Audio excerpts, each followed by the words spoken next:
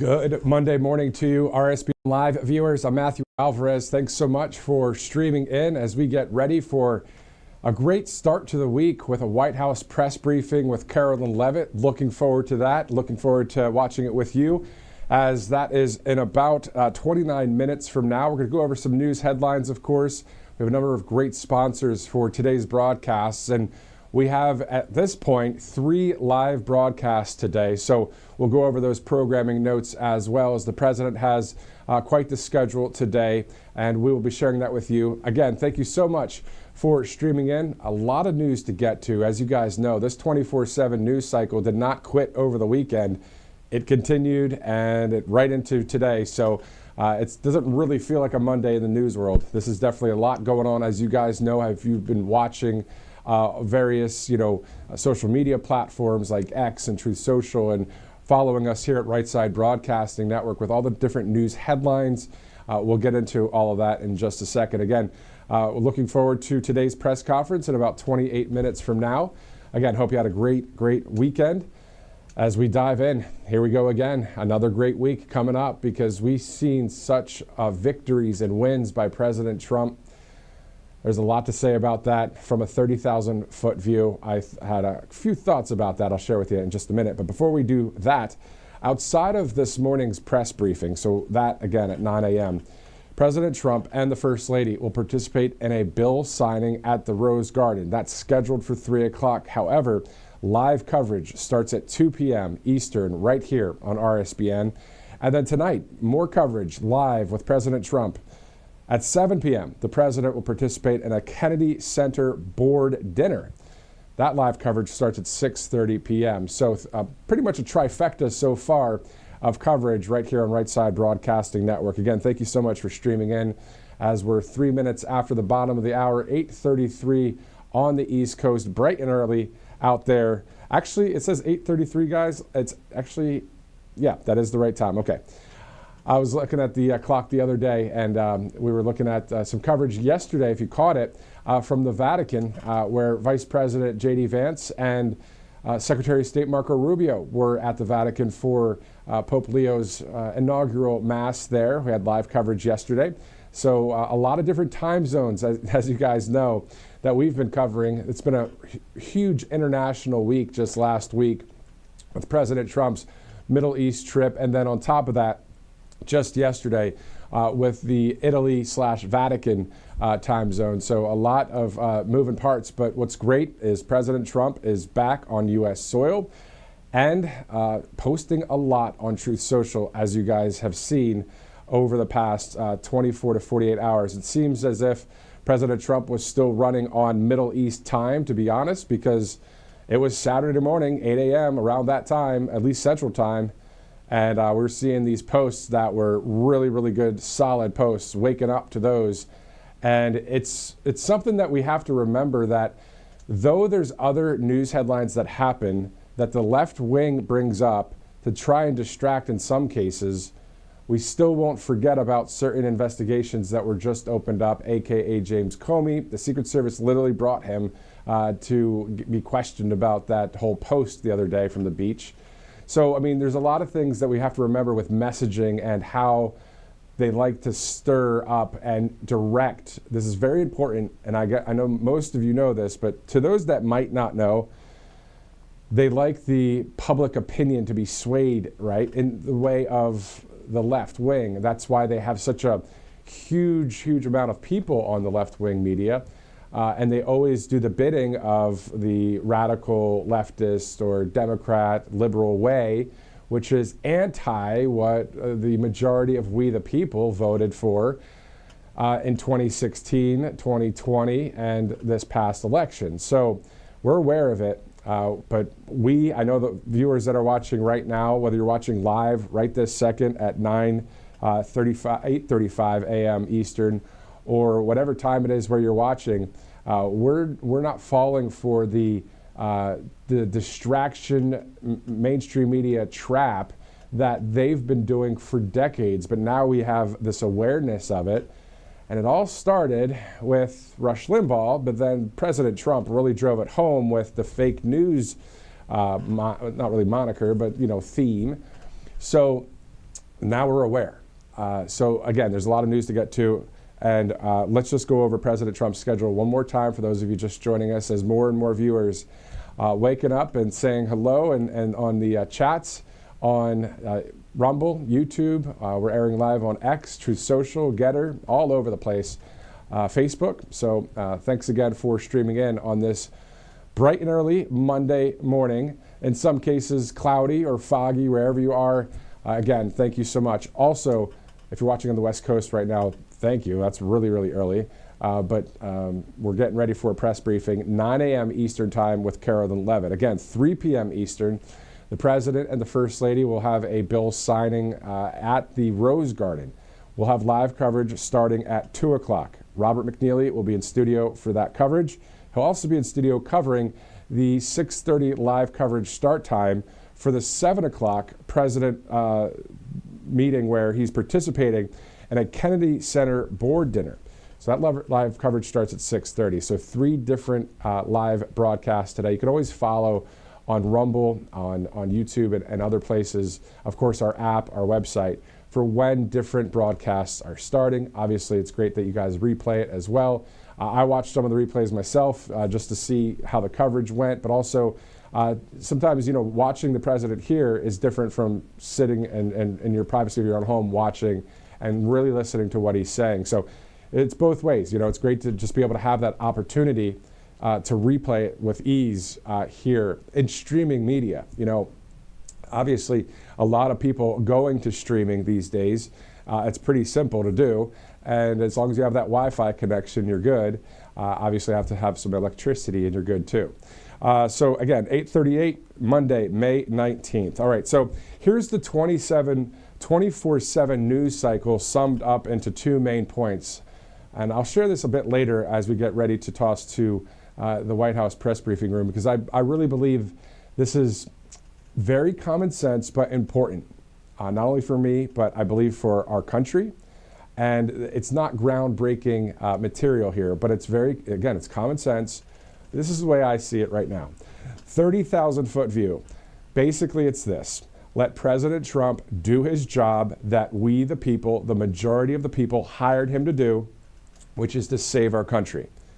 Again, let President Trump simply do the job that he was hired to do by we, the people. And we're talking about everything. And we know we can trust President Trump. If he was somebody that was, as they say, half-cocked or whatever, back in the first administration, he didn't do anything like that. They were all good things for our country. And that we could trust the president as well, because you just saw the past 4 years of what he went through and then survived that, overcame that, and is now the leader of the free world. We trust someone that is not only speaking, but also acting according to what he said. So those promises made, promises kept. All right, so let the president do his job that we hired him to do, which is to save our country. And that means a bunch of things, right? Southern border being closed, mass deportations. It's not a bad thing. Let the left say what they want. Let President Trump do what we hired him to do. Also, the other thing, a number of Democrats are scared of law and order and justice being served. These are just a couple points, very easy points. So let the president do what he is hired to do. The Democrats are scared, some of them are scared of law and order and justice actually being served, and those who want to destroy our country. So there you go. You have President Trump wanting to save the country. You have the radicals that are on the left that really want to destroy everything about America and distract as much as they can from different investigations going on. And I'm just telling it like it is, because I think that's what we, the people, like. I like it. I like when President Trump just rips it and says how it is. I like when Robert McNeely does the same thing when we're anchoring together, or when he's doing broadcasts. So I like to share that too. And we hear that from a lot in the conservative media. This isn't something brand new, of course. But from a news perspective, there's a lot of pundits and there's a lot of commentary and a lot of analysis. But from a kind of a news feel, for us to look at the news and say, well, this is what we see happening. And not going way far, out there. We're just looking at what we see. We saw the lawfare against the president. We saw what they tried to do to him over the past 4 years. And now, even when they're not in power, they bring up all these different kind of stories to maybe shy away from maybe the James Comey investigation. Literally, the Secret Service just brought the former FBI director in for questioning the other day. That's pretty wild stuff. And then you saw all the posts by President Trump over the past 2 days. He's not kidding around. He's back, but he's back with a real situation here because he realizes what this takes to save the country. And he's doing everything he can and more, which is great. And we have a great cabinet that is right there with him.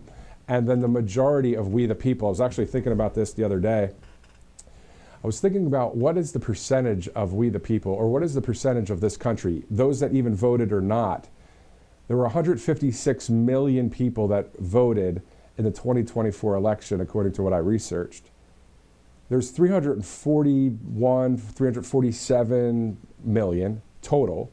We know not everybody has the 18 years old and they can't vote if you're under 18, but how many families and how many people are on the right side of history and believe in MAGA or believe in the freedom movement or believe in what President Trump's doing? And I believe that percentage, I was actually going to do a poll on it, but I didn't.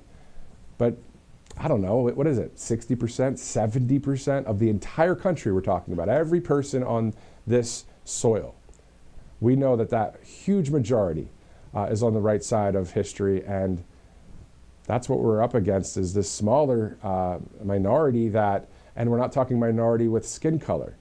There are plenty of people on the right side of history that don't look like a white person, a black person. They could look like a brown person. It doesn't matter. We have a lot of people on the right side of history, and we just want President Trump to do the job that he was hired to do, and we see the left trying to change it up, but it seems like we've seen this movie play out before. Donald Trump is a real-life superhero, and the real-life villains who broke the law face justice. You know, we watch these movies, we see the real-life superhero, they win, or the good wins and saves the day, and then you've got the villains at the end facing law and order, facing justice, because they actually broke the law. President Trump, over these lawfare situations, none of those things were worthy of anything close to jail time, and also were lies to just take down the country. It wasn't really just to take down President Trump. So now that there's so many cabinet leaders that would be able to take the mantle from here in the future, we've got a lot of winning going on. So looking forward to seeing law and order and justice being served, looking forward to seeing more wins by this president and this White House, and looking forward to hearing from Karoline Leavitt at the top of the hour, which is about 16 minutes from now. This all brought to you by various sponsors, including Colonial Metals Group, freegoldguy.com/RSBN, backed in gold and silver, tax-free, 100% tax-free. As China buys up farmland and BRICS nations try and use their own currency instead of our dollar, as Maganomics increases and inflation drops, jobs increase, but still, gold and silver is a backup plan. Colonial Metals Group, you see it right there. freegoldguy.com/RSBN. Let's also go to allfamilypharmacy.com/RSBN. As you know, I mean, ivermectin, hydroxychloroquine, methylene blue, other essential medications sometimes are very, very difficult to come by, but not with allfamilypharmacy.com/RSBN.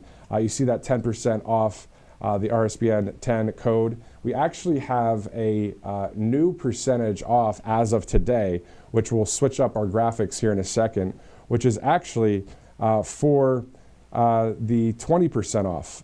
We'll get to that in just a minute after we go to a commercial break. But yeah, there's a new percentage off RSBN 20 with All Family Pharmacy. We'll get to that in just a minute. But in the meantime, 8:45, Monday, May 19th.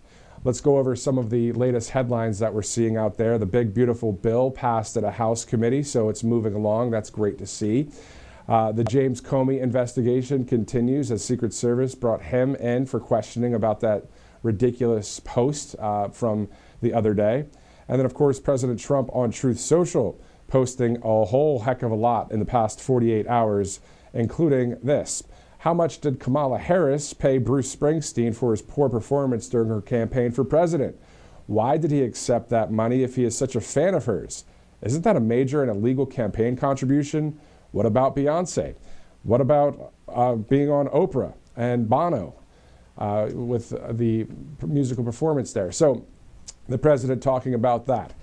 He also said about 6 hours ago, congratulations, Republicans, make America great again, referring to that House committee passing the big, beautiful bill on to the next step. The president also speaking about Joe Biden's recent medical diagnosis. Melania and I are saddened to hear about Joe Biden's recent medical diagnosis. We extend our warmest and best wishes to Jill and the family, and we wish Joe a fast and successful recovery.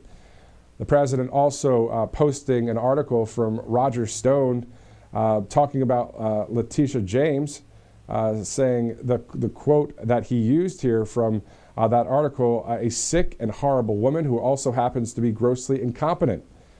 So the president also posted a lot of Truth Social posts from other people, everyday citizens, on his account. So a lot of activity there as we continue to monitor everything from inside the Beltway to outside the Beltway. All right, future president schedule is May 24th, so just a few days from now. The president will have a commencement speech at West Point in New York to the Army there. And then speaking of the Army, on June 14th, of course, Flag Day, President Trump's birthday as well. There will be a huge U.S. Army military parade celebrating 250 years of the Army. Plans for the parade include about 6,600 soldiers, 150 vehicles, 50 helicopters. They'll follow a route from Arlington, Virginia to the National Mall, starting at the Pentagon with fireworks to follow. That's on June 14th. That's a Saturday. We'll have live coverage of that right here on Right Side as we take a live look at the press briefing room. Of course, we're about 12 minutes from the scheduled start time there. A lot of seats empty at this point, but we'll see all those seats fill up. And of course, on the sides of where the seats are as well, because it's a small room there. Been there before, and it is tight. But what we do know is that the president will be having a schedule that is quite packed later today, including, again, the 3 o'clock event where the president and the first lady will participate in a bill signing at the Rose Garden. Our live coverage starts at 2 p.m. And then at 7 p.m., the president will participate in a Kennedy Center board dinner. Live coverage starts at 6:30. All right, this all brought to you by a number of great sponsors, including angelpaste.com. Angelpaste.com. You can use the RSBN promo code to get a percentage off not only the Miracle Cream there, but also a number of products that are available on that site. Again, they're from Spring, Texas, hire military veterans, created this product, a longtime great sponsor here at Right Side, but also if you use that RSBN promo code, you'll get a percentage off of the products as well. So angelpaste.com. Let's also go to Tax Network USA. Tax Network USA. It is also a great website, tnusa.com/RSBN. If you call 800-357-1415, you'll get the right person to talk to about Tax Network USA. If you're looking for a way to settle any back taxes, you can do so. Director, do we have that graphic for Tax Network USA? Again, 800-357-1415 is the number, and tnusa.com/RSBN. I guess we'll bring that up a little bit later. Also, callsheet.com/RSBN is another sponsor. We'll get to them, Brightcore and MyPillow.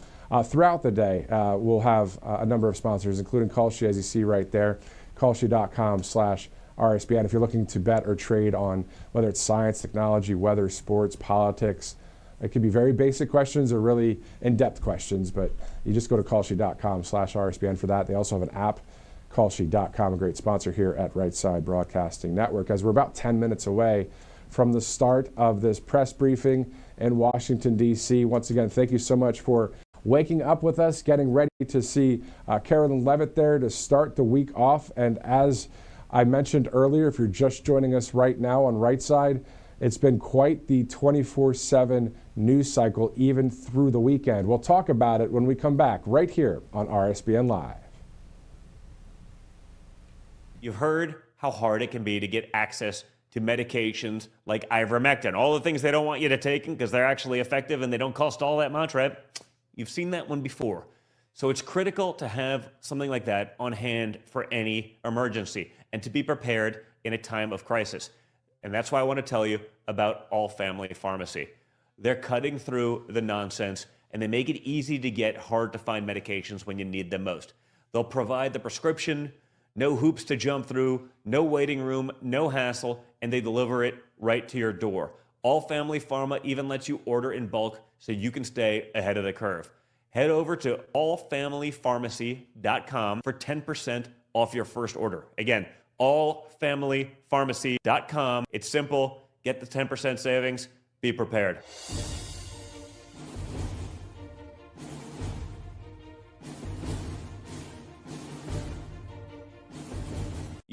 I'm Elmer Heinrich, the 91-year-old formulator of Immuno 150, an incredible nutritional supplement. There's nothing like it. Now, Immuno 150 is different because it contains 70 plant-derived minerals and 80 other nutrients.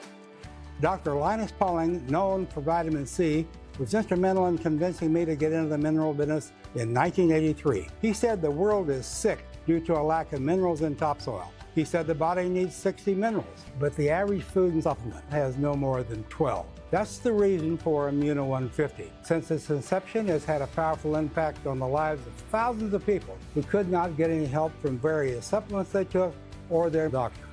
Now I suggest you try Immuno 150 to see what 70 minerals, CoQ10, and 80 nutrients can do for you. Look at the 2 videos on our website. Millions have. Now consider placing an order for Immuno 150 online or call our toll-free number. I know you'll be glad you did.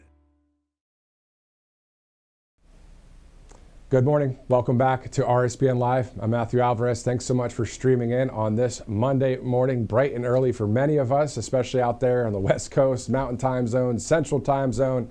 Not too bad for the East Coast, 8:53, about 7 minutes from the top of the hour. That's when Karoline Leavitt, around that time, will take the podium, and we'll go from there. We'll have the entire press briefing live right here on RSBN Live. We'll also have 2 other broadcasts today, one that starts at 2 p.m. For the President and the First Lady, who will participate in a bill signing at the Rose Garden. So again, that starts at 2 p.m. The live coverage does. And then at 6:30 tonight, right here on Right Side, we'll have more coverage as the President will be speaking at the Kennedy Center Board dinner. He'll participate in that dinner there. So a lot more live coverage to go here on Right Side. Again, for those of you just joining us right now, the 24/7 news cycle, of course, summed up, I believe, in 2 main points from a 30,000-foot view perspective. Let President Trump do the job that he was hired to do from we the people, the majority of we the people. So just let President Trump do the job he was hired to do. And when I think of those specifics, I think of maybe radical leftist judges that say, no, you can't deport these criminals. Like, hold on now. The majority of our nation said we want what President Trump said at the campaign trail, on the campaign trail. That's one of them. So let President Trump do what he has been hired to do from the majority of we the people. He wants to save our country. We want him to save our country, and we want our cabinet to save our country. And we also see our military, and indirectly, well, not really, but directly, saving our country by being on the southern border.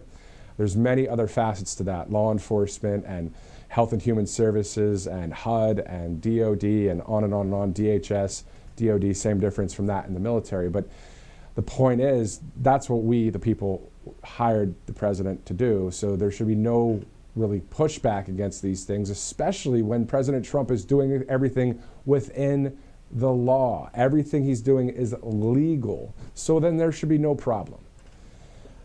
The other part of it, of the 2 points set from the 30,000-foot view, a number of Democrats are simply scared of law and order and justice being served.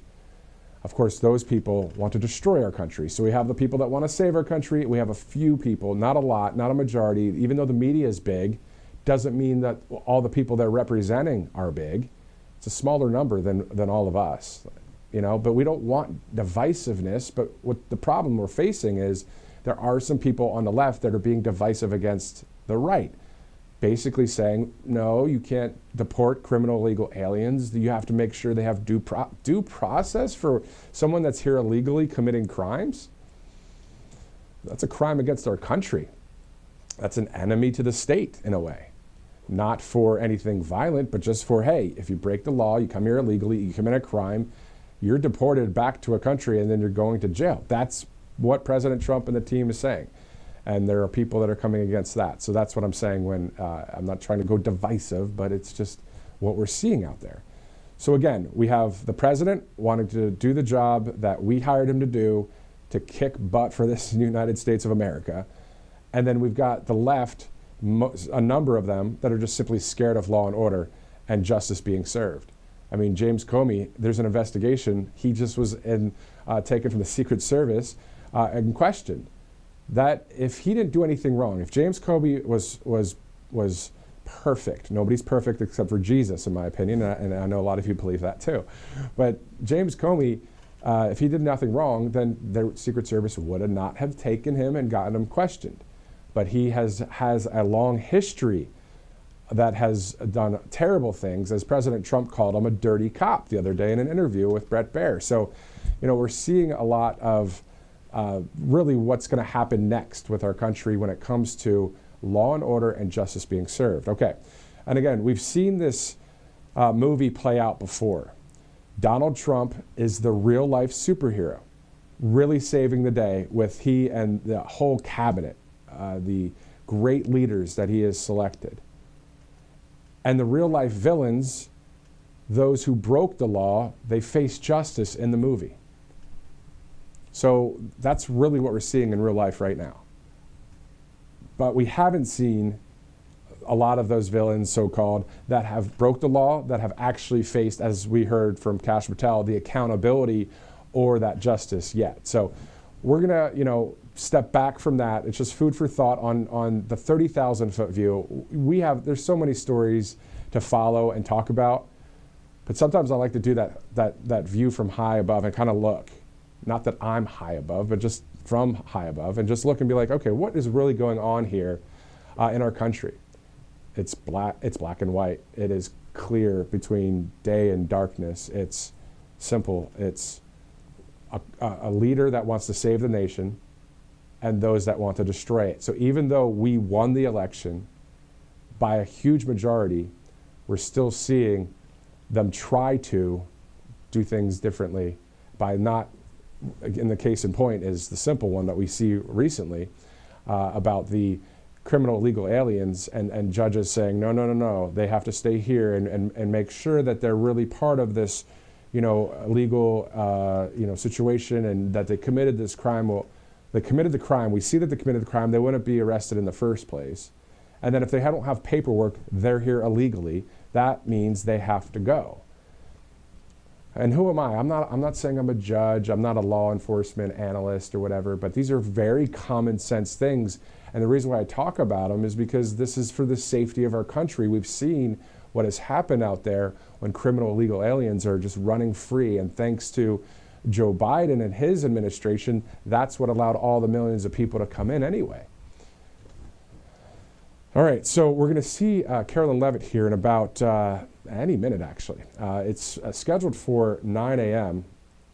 So 9 a.m. is the start of the press briefing. So again, if you're just joining us right now, we have a number of stories to talk about, including the big, beautiful bill passing in the House committee, the James Comey investigation, and of course, President Trump posting a lot on Truth Social. So a lot of news to talk about there as you see the live vantage point from the press briefing. Now that it is 9 a.m.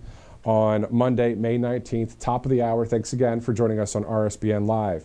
There are two other broadcasts today, again, for those of you just joining us. The President and the First Lady from the Rose Garden will participate in a bill signing. That coverage starts at 2:30 Eastern right here on Right Side, and the other coverage we have starts at 6:30 Eastern for the President participating in a Kennedy Center board dinner. Okay, so 6:30 for the 7 o'clock, and then it's actually 2 p.m. for the 3 o'clock event. So 2 p.m. is the live event for the President and the First Lady from the Rose Garden.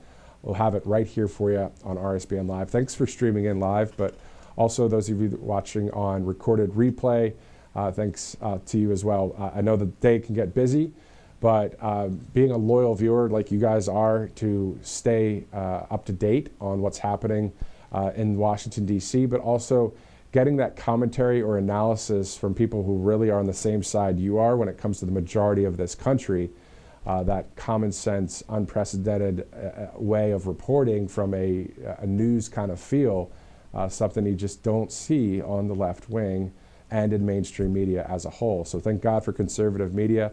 Thank God for true conservative media here on the right side of history. So 1 minute after 9 a.m. right now, again, the president has 2 events later today. There is one that is closed press, meaning that it may not get a live feed or a feed at all. If we do, we'll upload it. It is an event with law enforcement that is on his public schedule for the president. So we'll share everything that we get here at the network, but also outside of all the videos and live feeds, we at this network are in contact with the White House, just like any network can be, from that First Amendment standpoint. And we know that this president and this White House, and you'll see Karoline Leavitt, historic truth and transparency. So they're all about new media. They're all about streaming. They're all about podcasts. They're all about more than what we've been forced to watch. When I say forced, I just mean there were not many options over the past several decades because it was all mainstream, lamestream, as Rush Limbaugh called it, media. So now we have options, and those options resonate with the free world and the majority of the people of the country. Let's go there to Vice President JD Vance, who's speaking right now. Very good conversation with Secretary Rubio this morning. We talked about a number of diplomatic issues, and I think the Vatican, in particular the Pope, is going to be a great advocate of world peace, and obviously I serve a president I think is a great advocate of world peace, and so we're going to find some very important things to work together on. So I appreciate you guys coming. I hope you guys had fun. Happy to take a few questions before we actually hit the road here. I have a question. So Trump is supposed to talk with President Zelensky today, and I'm just curious, where does the U.S. stand in terms of negotiation? Is the U.S. still open to walking away from negotiations? Are you guys committed to seeing it through? Yeah. Well, look, I'd say we're more than open to walking away. The president's supposed to talk to President Putin of Russia and President Zelensky as well, and I'm sure he'll talk to a number of world leaders today because he always does that. But look, the president's been very clear. This is not the United States is not going to spin its wheels here. We want to see outcomes. And the first major outcome that we wanted to see, which we were glad about, is that we wanted the Russians and the Ukrainians to put a real peace proposal on the table. What would you need to do in order to stop fighting? That happened. The second thing is they needed to agree to direct talks with one another.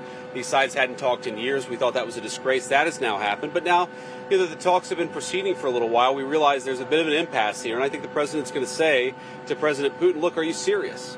Are you real about this? Because the proposal from the United States has always been, look, there are a lot of economic benefits to thawing relations between Russia and the rest of the world, but you're not going to get those benefits if you keep on killing a lot of innocent people. So if you're willing to stop the killing, the United States is willing to be a partner for peace. That's been the proposal to the Russians, to the Ukrainians, and frankly, to nations and other hot spots around the world. I won't prejudge the president's conversation. I actually was just on the phone with him. I know he's looking forward to it, and I wish him all the best. I think he's the right guy to negotiate for the country, and I'm excited about it. Mr. Vice President, Axios is reporting that you decided against a visit to Israel after this trip because of the Israeli military's expansion of their operation in Gaza. Is that accurate, or is there a reason for not moving on to Israel? Well, I think there's a lot of overstatement there. I haven't seen the story, to be clear, so I don't want to speak to the details. But the simple reason is we thought about going to Israel. We also thought about going to a couple of other countries that the president would like me to visit here in the next few months. Logistically, it was just a little bit too hard on basic things like who the hell's going to take care of our kids if we take another couple of days overseas, but on some more serious things like how do we provide security, how do we make sure that we get all the assets that we need in order to do the right official delegation. So I'm sure we'll visit Israel sometime in the future, but not today. And just another question on Russia and Ukraine. From the administration's point of view, what seems to be the obstacle in trying to get this ceasefire deal? Yeah, I don't know. It's a good question, but there are so many different things that are obstacles that it's hard to pinpoint one in particular. Look, I think one open question is, is Vladimir Putin serious about negotiating peace, right? He has made some concessions. He has taken some serious steps in these conversations, but we feel like, we're at a point where we're hitting an impasse, and that's why the president is talking to him on the phone. I think, honestly, that President Putin, he doesn't quite know how to get out of the war. If you think about this, he's got 1 million men under arms.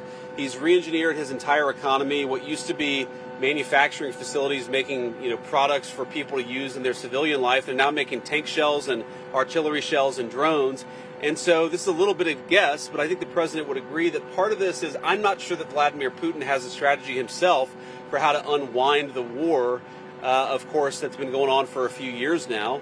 And I think there's also just a little bit of, look, there's fundamental mistrust between Russia and the West. It's one of the things the president thinks is frankly stupid, that we should be able to move beyond the mistakes that have been made in the past. But that takes two to tango. I know the president's willing to do that, but if Russia's not willing to do that, then we're eventually just going to have to say, this is not our war. It's Joe Biden's war. It's Vladimir Putin's war. It's not our war. We're going to try to end it, but if we can't end it, we're eventually going to say, you know what, that was worth a try, but we're not doing it anymore. Last question. Oh, no, you go. Speaking of Joe Biden, sir, do you have any thoughts on his diagnosis? Yeah, look, I mean, first of all, of course, we wish the best for the former president's health. And, it sounds pretty serious, but hopefully he makes the right recovery. Like I will say, whether the right time to have this conversation is now or at some point in the future, we really do need to be honest about whether the former president was capable of doing the job. And that's no, that you can separate the desire for him to have the right health outcome with the recognition that whether it was doctors or whether there were staffers around the former president, I don't think he was able to do a good job for the American people. And that's not politics. That's not because I disagreed with him on policy. That's because I don't think that he was in good enough health. In some ways, I blame him less than I blame the people around him. And why didn't the American people have a better sense of his health picture? Why didn't the American people have more accurate information about what he was actually dealing with? This is serious stuff. And this is the guy who carries around the nuclear football for the world's largest nuclear arsenal. This is not child's play, and we can pray for good health, but also recognize that if you're not in good enough health to do the job, you shouldn't be doing the job. Okay. Thank you, guys. Have a safe trip. See ya. You too.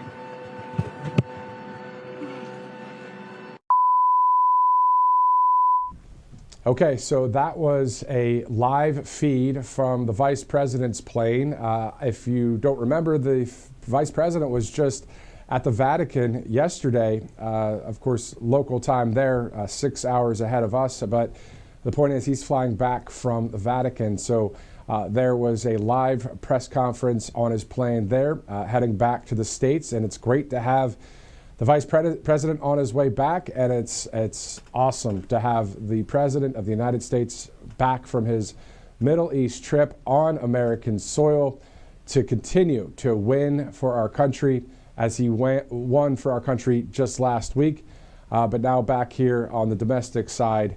And a lot of posts from President Trump over the past 2 days on Truth Social. He was really posted a lot, and a lot of great information on those posts, including congratulating the Republicans for the win that happened in the House committee for the big beautiful bill, getting ready to go to Washington, D.C. as we await Karoline Leavitt to take the podium there. It's 9 minutes after 9 a.m. here on the East Coast, and then of course bright and early out there on the West Coast, 6:09 in the morning on this Monday, May 19th. I'm Matthew Alvarez. Thanks again for streaming in live. We have a trifecta of sorts of coverage today. Robert McNeely will be in studio for the 2 o'clock coverage for the President and the First Lady's bill signing that will happen at the Rose Garden. And then later tonight at 6:30, the President will participate in a Kennedy Center board dinner. So we have a lot of live coverage on the way. Also, whenever there's breaking news or any kind of press conference that is of importance to the American people, we're always there ready to go, whether it's live right here on the channel or we'll upload right away to Rumble and YouTube. Here's Karoline Leavitt. Let's go to DC. Good morning, everybody. Good morning. Thank you for joining us early today. We have a very busy day, so we wanted to kick off the week right this morning. After a great trip last week, it's good to see all of you back in Washington. This afternoon in the Rose Garden, President Trump, alongside First Lady Melania Trump, will sign the Take It Down Act into law. First Lady Melania Trump was instrumental in getting this important legislation passed. The Take It Down Act will protect victims of digital exploitation, hold internet platforms accountable by requiring them to remove such imagery from their platforms, and provide justice for victims by allowing prosecutors to go after those who publish non-consensual explicit images online. The First Lady met with members in the House and the Senate, survivors and their families, and advocates throughout the process to get this bill across the finish line. We are grateful for the First Lady's hard work and dedication to this issue. And moving forward, she will continue to champion the well-being of our nation's children through her Be Best agenda. I know the President looks forward to signing that bill into law later this afternoon, and we will see you all there. In other news, the One Big Beautiful Bill passed the House Budget Committee last night, bringing it one step closer to final passage. The One Big Beautiful Bill is perfectly named because it represents a once-in-a-generation opportunity to deliver on the Make America Great Again agenda responsible for President Trump's landslide victory on November 5th. The America First policies in this bill are the reason why Republicans currently have the majority in Congress right now. Passing this bill is what voters sent Republicans to Washington to accomplish. And that's why it's essential that every Republican in the House and the Senate unites behind President Trump and passes this popular and essential legislative package. This bill will be the single most pro-small business, pro-family, and pro-American worker legislation ever. This bill will give Americans the largest tax cuts in our nation's history. When Republicans pass the bill, Americans will be keeping more of their hard-earned money and taking home much bigger paychecks. The One Big Beautiful Bill will deliver some of President Trump's central campaign promises. No tax on tips for our hardworking waiters, waitresses, and service workers. No tax on overtime for our law enforcement officers, our firefighters, and all those Americans who are putting in extra hours to make ends meet. And a large tax deduction on interest payments for Americans who purchase American-made cars. Despite desperate Democrat lies, the biggest beneficiary of this tax cut will be working-class Americans and their families. Americans earning between $30,000 and $80,000 per year will pay about 15% less in taxes after this legislation is passed. And according to a brand new paper from the White House Council of Economic Advisors, the average family with 2 children's take-home pay will be up to $13,000 higher because of the increase in wages and reductions in tax obligations. The CEA study also said that the average overtime worker receives a tax cut of roughly $2,000. Again, this is great news for our nurses, our police officers, and all those who work overtime to make ends meet across our country. Put simply, President Trump's One Big Beautiful Bill will be a boon for working-class America. This One Big Beautiful Bill is also pro-family. It will increase the child tax credit to $2,500 per child, establish optional savings account for newborn babies with a $1,000 credit added, and strengthen paid family leave. This bill also delivers historic tax relief to America's seniors by allowing middle and low-income Social Security recipients to deduct an additional $4,000 in payments from their taxable income. If Democrats get their way and the Trump tax cuts are not extended, Americans will face the largest tax hike in history to the tune of $4 trillion. Republicans must not side with Democrats in helping them raise taxes. The One Big Beautiful Bill also provides critical protections of Medicaid, which will strengthen and preserve the program for decades to come through common sense efforts to eliminate waste, fraud, and abuse. Medicaid will no longer be used to pay for barbaric gender mutilation procedures on minor children. And the 1.4 million illegal aliens who are currently improperly receiving Medicaid benefits will be kicked off the program to preserve it for hardworking American citizens who need it. President Trump and Republicans are protecting Medicaid benefits for pregnant women, children, disabled individuals, low-income seniors and families, and the most vulnerable Americans in our society. And that's what Democrats are so angry about. Basic Medicaid protections that will stop the funding of transgender insanity and illegal aliens from ripping off American taxpayers. As you all know, over his first 4 months in office, President Trump ended the previous administration's open border crisis and secured our homeland in record time, all using executive authority. Now Congress needs to act. The One Big Beautiful Bill is the most significant investment in our nation's border patrol and law enforcement agents in our nation's history. The bill ensures that President Trump's popular and successful border security measures are made permanent. Republicans have the backs of Border Patrol and ICE agents who were put through hell over the past 4 years and have quickly worked to secure our southern border. And that's why this bill gives them more resources to do their jobs, including a $10,000 much-needed bonus to ICE agents and Border Patrol agents over the next 4 years. To provide those brave agents with desperately needed reinforcements on the ground, the bill allows for the hiring of thousands of new ICE personnel, customs officers, and Border Patrol agents. These significant hirings will empower President Trump to continue delivering on his promise to carry out the largest mass deportation in the history of our country. Again, that is a promise that Republicans made to American voters. It's a promise they were elected on, and it's a promise Republicans on Capitol Hill need to keep: secure our border.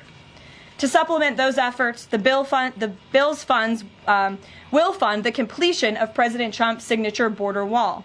As a result, 701 miles of primary wall, 900 miles of river barriers, 629 miles of secondary barriers, and 141 miles of vehicle and pedestrian barriers will be constructed when this bill passes, along with cutting-edge technology to secure our homeland from dangerous illegal alien invaders.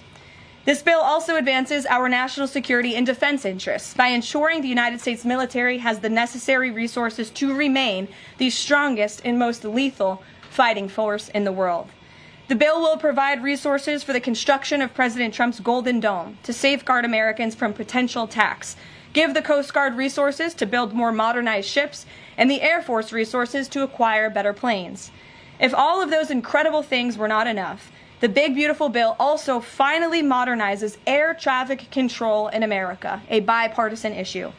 The bill will allow President Trump to deliver on his promise to overhaul and update our air traffic control systems to keep Americans flying as safe and efficiently as possible. The previous administration failed to act and do this themselves, despite repeated warnings from the GAO, which has resulted in unacceptable delays at major airports like Newark that the Trump administration is working hard to address. When the One Big Beautiful Bill passes, we will replace the current antiquated system, the FAA will enhance safety in our skies, reduce delays, and power the future of air travel in the United States. That's just some of what this historic legislation will accomplish. It is absolutely essential that Republicans unite behind the One Big Beautiful Bill and deliver on President Trump's agenda. There is no time to waste. Americans gave Republicans a once-in-a-generation opportunity to course-correct our country over many wrongs over the past 4 years. And Americans are counting on Republicans to work as hard as President Trump is in this White House every day on Capitol Hill. Send this legislation to his desk as soon as possible for his signature. Here in our new media seat today, we have Liam Cosgrove, the White House correspondent for Zero Hedge. With that, Liam, please kick us off. Thank you, Caroline. So, first question's on foreign policy. Sure. The president has made several moves towards peace in multiple fronts: India, Pakistan with the Houthis, talking with Iran and talking with Putin. Biden didn't even talk to Putin for the entire span of the war, which is crazy considering two nuclear powers were engaged in a proxy war. So I do admire these moves by the current president, I'll be honest. However, as of today, we are still funding both Israel's and Ukraine's wars. So can Americans expect to finally be done financing foreign wars at some point? Do you consider that one of the president's goals? Well, I think I can summarize the president's foreign policy agenda with 2 words: America first. And that means putting the American people and the American taxpayer first. And that's why the president is moving as quickly as he possibly can and working overtime to end these conflicts in both Israel and in Gaza, and also the Russia-Ukraine war. As you all know, the president will be speaking with Putin at 10 o'clock. He plans to call President Zelensky when that call concludes. I spoke to the president about that call at 10 o'clock. I don't want to get ahead of those very important conversations, but of course you will hear directly from the president or me after those calls conclude today. So you can expect that. As for Israel and Gaza, the president continues to not only himself but his national security team engage in talks on both sides of this conflict. The president made it very clear to Hamas that he wanted to see all hostages released. And last week, when we were flying out of town, there was great news on that front with the return of Eden Alexander, who is the last remaining hostage in Gaza. So to answer your question, the president is always thinking about the American people, the American taxpayer first. He wants these conflicts to end, not just to save money, but most importantly, to save lives. Thank you. And my only other question for you is, so over the weekend, President Trump posted to Truth Social a video highlighting what most people call the Clinton body count, which is the strange number of suicides that seem to happen in Clinton circles. I have a headline here from the Washington Post that said, Trump peddles false conspiracy theories tying the Clintons to several deaths. So I just wanted to highlight real quick, this wasn't in Trump's video, but this is from the Arkansas Times, and it's the death of Mark Middleton, who was a former Clinton White House aide, who was found dead on a Clinton Foundation property. And I'll just quote from the Arkansas Times. Middleton apparently shot himself in the chest with a shotgun and also hung himself from a tree with an extension cord. So I have no idea how somebody commits suicide that way, but if the Washington Post is here, maybe you can enlighten us as to how that was actually a suicide. So anyways, that's just a lead into my question about the most famous Clinton-related suicide, which is that of Jeffrey Epstein. There's still a lot of questions around that case. You've released phase 1 of the Epstein files.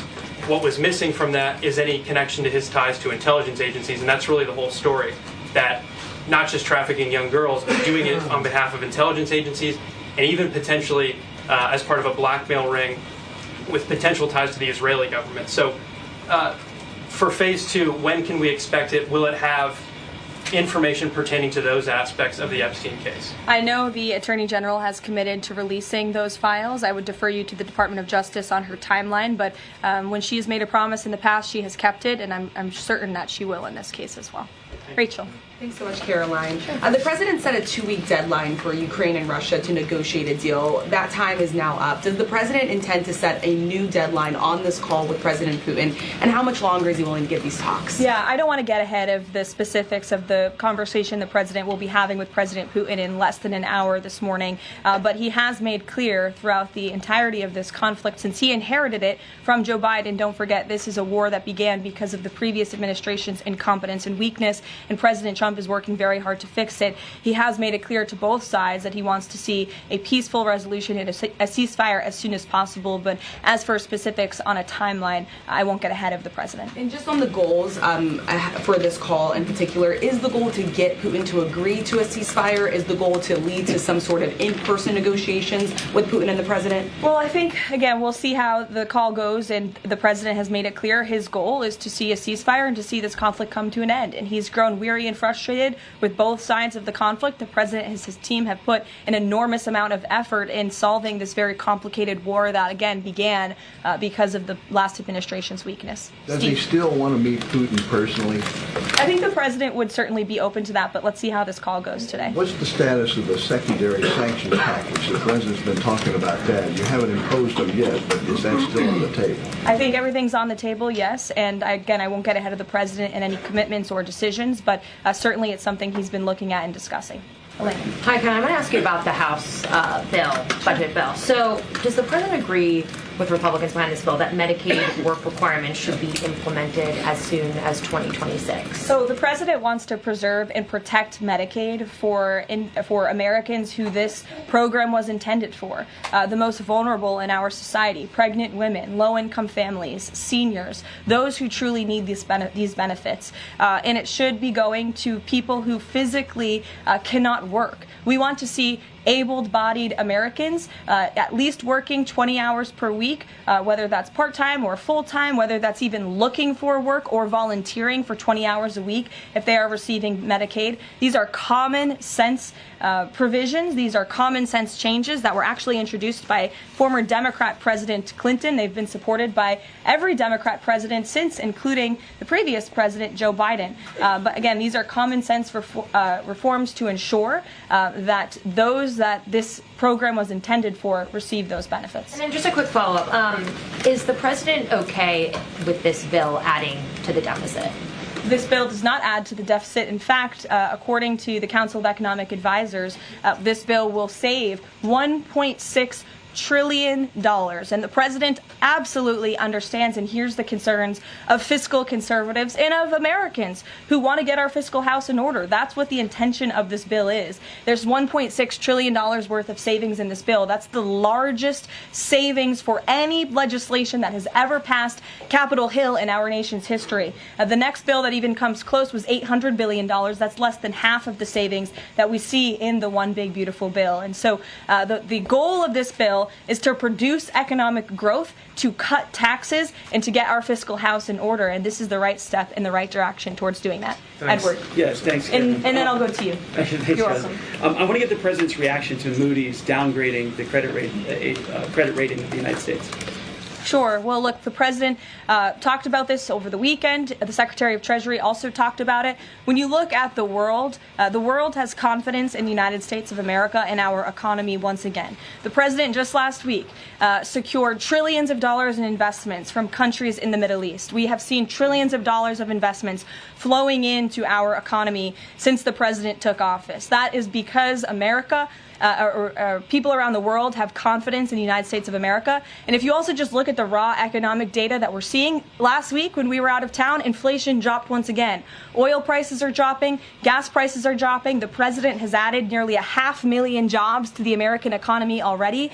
So there's a lot of optimism in this economy, and the president disagrees with that assessment. And I want to ask you one more thing, if I could. On your Middle East trip, the United Arab Emirates is getting some of the most advanced AI chips, and there's agreements there. The UAE is the newest member of BRICS. Is there a concern from the president that those chips and the technology will pass through to China, India, Russia, and Iran? Part of going to the Middle East was to ensure that the United States, that this part of the region, our Gulf partners, know that the United States of America is there for them again, and that they should be investing in the United States, not in China. And these AI agreements, particularly the one the Secretary of Commerce signed in the UAE, has security guarantees to ensure that China is not getting the advantage, but the United States is getting the advantage when it comes to AI, and that the UAE and the U.S. are working hand in hand together to invest in this space. So read the agreements, there are security guarantees, and this was a great trip for the country, no doubt. Go ahead. Thanks, Caroline. Prime Minister Netanyahu of Israel has said today that Israel will take control of all of Gaza. Is that a goal that President Trump is comfortable with or that he supports? I'll have to talk to the president about those comments as they just came, I believe, from the prime minister this morning, and I'll let him speak on that. The president has made it very clear he wants to see this conflict in the region end. He wants all hostages to be released. He was pleased that Eden Alexander was returned home safely to his loving family. The president spoke with Eden directly while we were traveling to the Middle East last week. As for the prime minister's comments, I'll let the president himself respond to those. Sure. Two questions. One, how involved does the president intend to be directly in talking to House members about the bill over the next couple of weeks or the next week? Sure. Well, over the weekend, the president was in direct conversation and communication with the Speaker of the House. He's been very involved. He always is. He's willing to pick up the phone when he is asked to. So he'll continue to be very engaged in this process with both House members and his friends on the Senate side as well. And on former President Biden's cancer diagnosis, the president put out a very nice message on Truth Social. Has he talked to President Biden directly? Does he intend to call? What does he intend to say directly?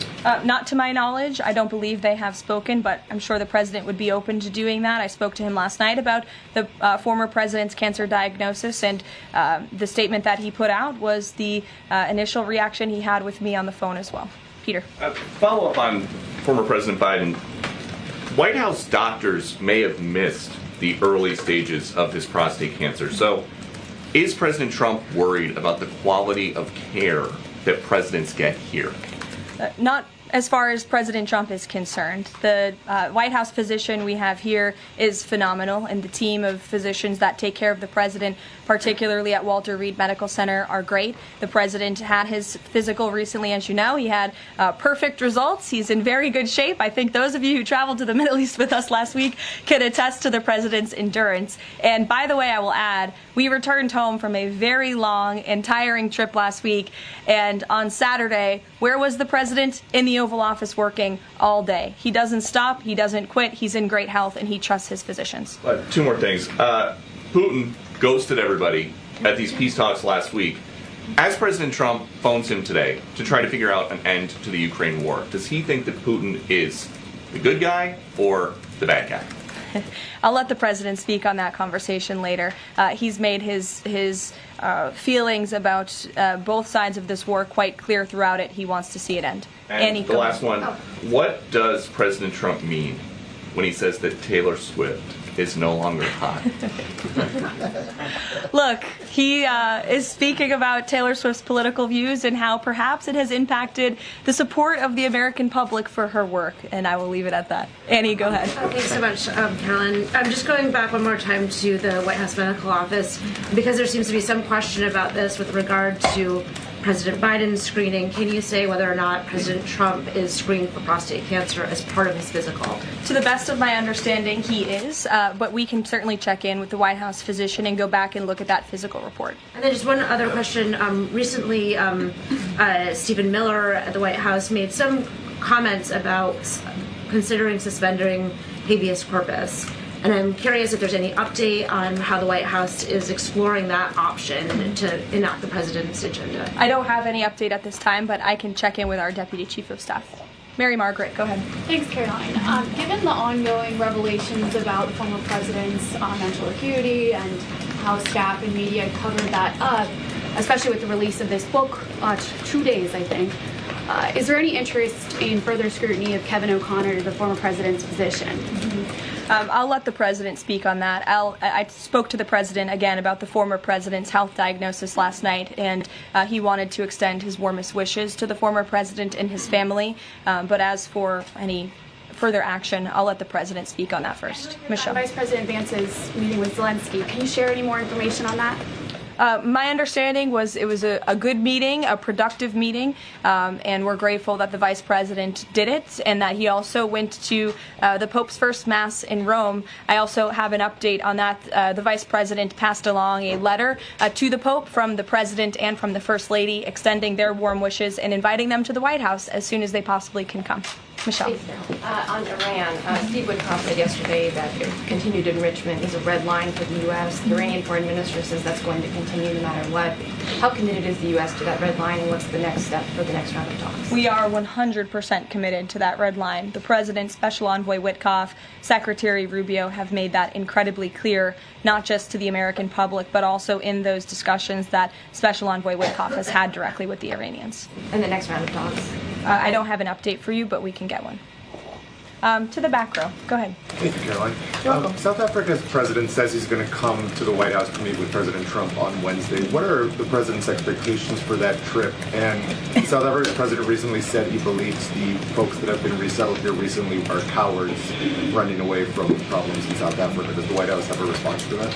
So I did see the South African president put out that statement. I want to confirm on our end with our Secretary of State and National Security Advisor, and we'll get back to you on that. Monica. Thanks, Caroline. You mentioned the President and the First Lady are signing the historic Take It Down Act this afternoon. I'm curious to know, what are some of the repercussions or consequences for these online platforms or perpetrators that won't comply with the act? Well, what this bill does, it takes the initial step to ensure that prosecutors are able to take down, that's why it's called the Take It Down Act, platforms that are allowing this sexually explicit content on their platform. So it gives them more leeway to go after them as they see fit. But as for specific repercussions, I would defer you to the Department of Justice of how they plan to implement this bill once it is signed later today. Brian. Yes, thank you. You said in your opening statement you talked about this MAGA baby savings account. Exactly how would that work? Who would be eligible for it? I'm assuming women. would be eligible for that? Yes. So one of the provisions in the One Big Beautiful Bill, as I said, this is a very pro-family piece of legislation. Not only does it increase the child tax credit, but it also includes MAGA baby savings accounts for children that are born before January 1st, 2024, under 8 years old, U.S. citizens, and have at least one parent with a valid Social Security number. And when this tax provision becomes law, the child, if the parents seek to do this, will be set up with a savings account. Essentially, it's a 401k for a newborn baby. And child's relatives, their parents, can contribute up to $5,000 per year of after-tax dollars annually to that account. And then later in the baby's life, at age 25, savings account holders can withdraw up to the full balance of the account. Upon reaching 30, the account holders can access the full balance of the account for any purpose desired. So it's a great initiative for new parents, new mothers who want to set up this savings account for their children. Ouija. Thank you, Caroline. President Trump and his top economic aides have repeatedly said that Americans will not pay the cost of tariffs. In fact, last week, Lutnick said people have to drop the, quote, silly arguments that consumers would pay the cost. But over the weekend, as you know, the president posted that Walmart should eat the tariffs and not charge the value customer anything. I'll be watching, and so will your customers. So does he acknowledge that if companies don't absorb the full cost, Americans will have to pay? Well, first of all, the CEO of Walmart made those comments about the tariffs on an earnings call where CEOs, I believe, are legally obligated to give the most dire warnings and forecasts to their investors and stakeholders. The reality is the president has always maintained Chinese producers will be absorbing the cost of these tariffs. And that is why China was so quick to hustle to the negotiating table with the United States of America. They need our markets. They need our consumers. And I would again point you to the inflation report that came out last week showing that inflation is declining in large part because energy prices are dropping across the board in this country because of the president's robust energy agenda that he has taken since January 20th. So the president is committed to ensuring that prices remain low for American consumers, and he maintains the position that foreign countries will absorb these tariffs. What does he mean by "I'll be watching" to Walmart? He'll be watching, seeing what they're doing. Jennifer. On the gift plane from Qatar, 3 things. Is there a timeline for the U.S. receiving that plane? Do you know how long it will take to retrofit the plane to presidential standards? And thirdly, has the intelligence community, security folks, have they weighed in on whether that plane can actually be secured to presidential standards? I'm glad you brought up this question because I was watching the American press spew a lot of misinformation about the plane donation last week when we were abroad. Let's be very clear. The government of Qatar, the Qatari family, has offered to donate this plane to the United States Air Force, where that donation will be accepted according to all legal and ethical obligations. It will be retrofitted to the highest of standards by the Department of Defense and the United States Air Force. This plane is not a personal donation or a gift to the President of the United States. And everyone who wrote that last week should go and correct their stories because this is a donation to our country and to the United States Air Force. As for a timeline, because it is the United States Air Force that is accepting the plane, I would defer you to them for specifics because the president, frankly, has nothing to do with it. It's the Air Force's project to take on. Sure. Elizabeth. Thanks so much, Caroline. Did the president call fiscal conservatives who were hesitant to vote for the Big Beautiful Bill? And if so, what did they say? What did he say? I don't reveal the president's private discussions unless he gives me the liberty to, but he has been engaged in this process. He spoke to the Speaker of the House, and he will continue to make those phone calls if it's necessary for him. Sure. Thank you, Caroline. I'll go to both of you. Go ahead. Thank you. Any updates on Greenland? Will the president be making any trips, and do we have any details you can share with us? I don't have any future foreign trips to read out for you. We just returned home from one. But the president maintains the reasoning for Greenland's strategic purposes in the Arctic, and he continues to remain committed to the idea of obtaining Greenland in whatever means we can to advance our national security interests in the region. Sure. Thank you, Caroline. I have a question. Was Lebanon part of the discussions during the Middle East tour, and did you meet with any Lebanese representatives? To my knowledge, the president did not meet with any representatives from Lebanon, although he did talk about the election that they recently had there and how he hopes that Lebanon can come to a more peaceful place in their country and that we drive out Hezbollah, Iranian-backed Hezbollah proxies in Lebanon to ensure peace and prosperity in that country and also for the greater Middle Eastern region. And I would just add to that before I wrap up, because the president's call will begin in a few minutes.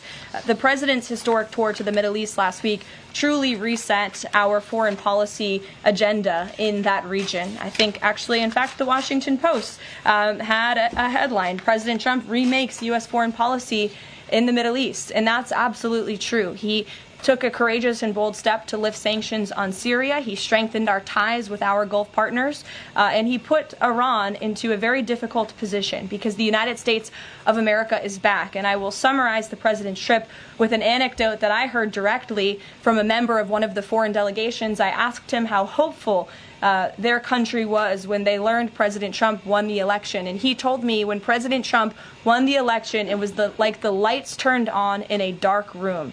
For the past 4 years to the rest of the world, America was dark. We were unresponsive. We did not pick up the phone. We did not return calls.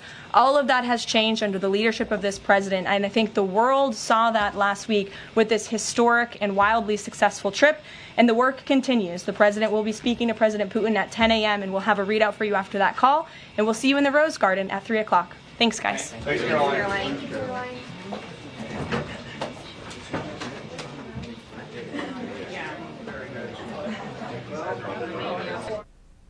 As you just heard there, next up for the Commander-in-Chief is that phone call to President Putin in Moscow, which we're told is 5 o'clock, of course, Moscow time, 10 a.m. Eastern, so 19 minutes from now. The two world leaders will talk on the phone. Last time President Trump was involved when it comes to Ukraine and Russia and stopping the war, if you remember, was at the Vatican during or prior to Pope Francis's funeral. Sat there with Zelensky with those two chairs in the middle of that hall in the Vatican, and the next day or soon thereafter there was that rare minerals earth deal with Ukraine. So let's see how this phone call goes. As you heard from Karoline Leavitt, there will be a readout, which basically means the specifics, the information of what was covered. And also, of course, President Trump usually posts on Truth Social. Every time he talks to a foreign leader, he'll post about it on Truth. So a lot of news happening today, just getting started, of course. There are two other broadcasts that we have live right here on RSBN. I'll tell you about those in just a second as we continue our live coverage throughout the day. Also, if you'd like to watch us on Rumble or wherever you'd like to watch us, you can always replay if you missed any of this morning's press conference. So again, 10 o'clock this morning, the president will speak with Putin in Russia over the phone, of course. 3 o'clock, the president and the first lady will be at the Rose Garden for a bill signing. Our live coverage will start at 2 p.m. Eastern. Robert McNeely will be here in studio for that coverage. Also tonight at 6:30 Eastern, we'll have live coverage starting for a 7 o'clock event where the president will participate in a Kennedy Center board dinner. So a lot to happen here. This is Monday, May 19th. A lot of scheduling for the future as well, as President Trump on May 24th will be delivering the commencement speech at West Point in New York to our great Army grads. So a lot coming up. Thanks so much for joining us for this broadcast. We'll see you later today. Have a great day. We'll see you at 2:30.